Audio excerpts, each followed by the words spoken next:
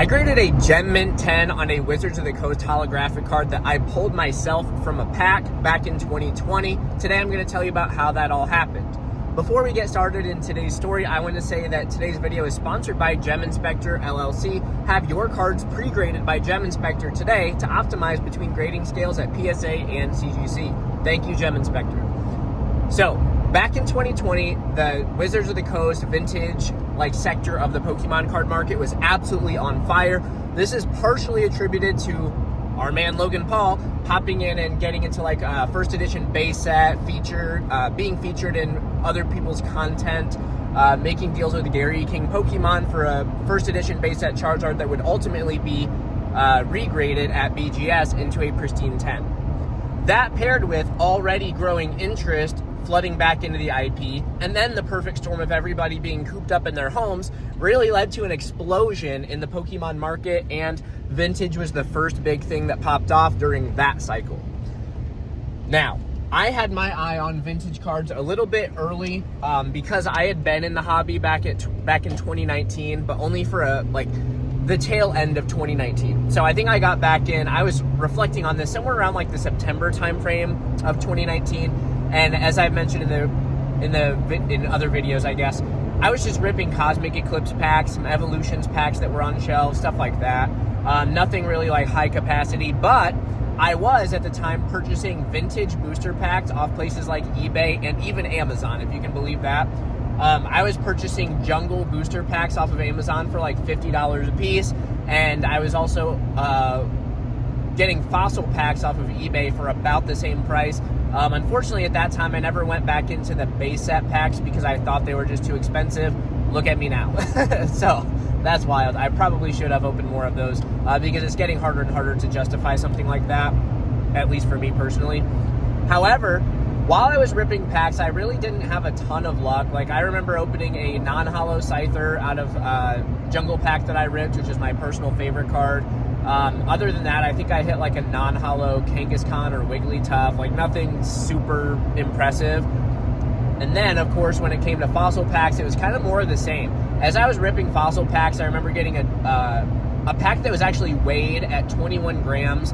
And at the time, I figured that was a heavy enough booster pack to be guaranteed a holo. However, when I opened it, non-holo Raichu was inside. So I was pretty disappointed. At that point in time, I'd opened probably 3 or 4 Jungle packs and a handful of Fossil as well. And I had one Fossil booster pack left with the Aerodactyl artwork. And I was just kind of holding it back for a special occasion, I guess, right?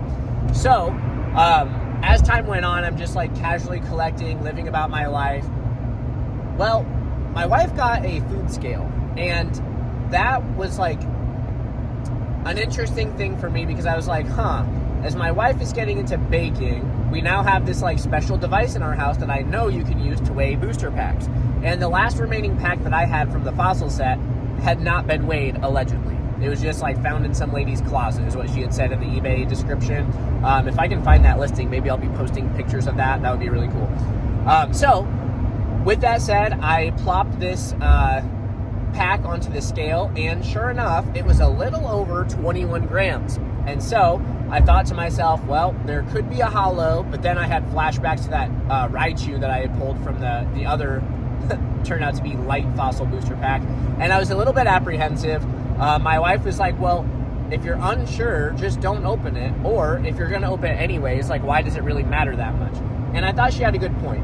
I knew that this pack eventually was going to get cracked, and me knowing that the weight was 21 grams or something, 21.1 or 21.2, it just kind of doubled down on the unknown. And for me, I'm around Christmas time, my wife hates it because I'm always trying to guess the gifts that I got and stuff like that.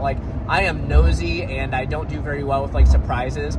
And so that just doubled down on the curiosity that I already had about this pack. So I sat down. I think I recorded myself opening this, but I'm not exactly sure where that video would have gone.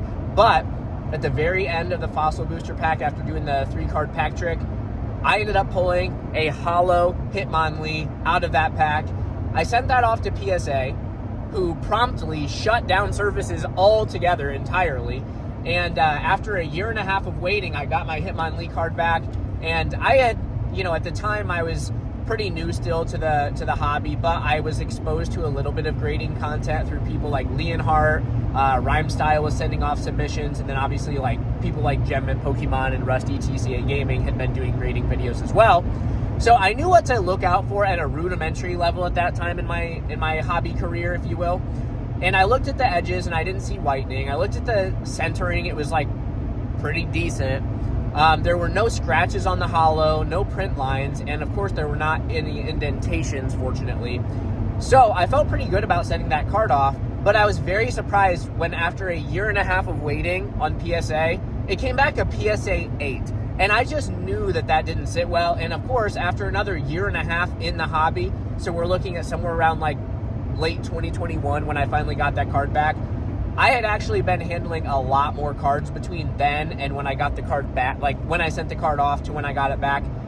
Thousands of cards had passed through my hands at that time because I was trying to take advantage of the boom that was occurring from 2020 to 2021 via primarily flipping other people's collections.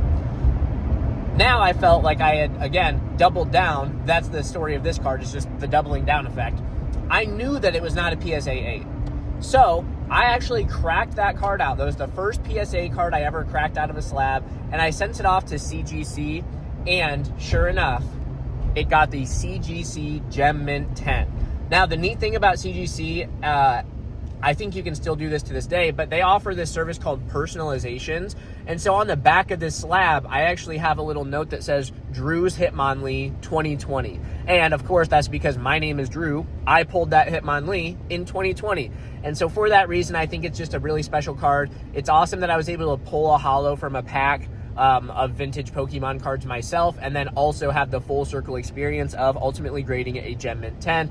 I think it's also just like a neat story because as I had that card in the PSA slab for a while, and it was just like, it wasn't sitting well with me that it was misgraded an 8. And the argument always is, it's like, buy the card, not the grade.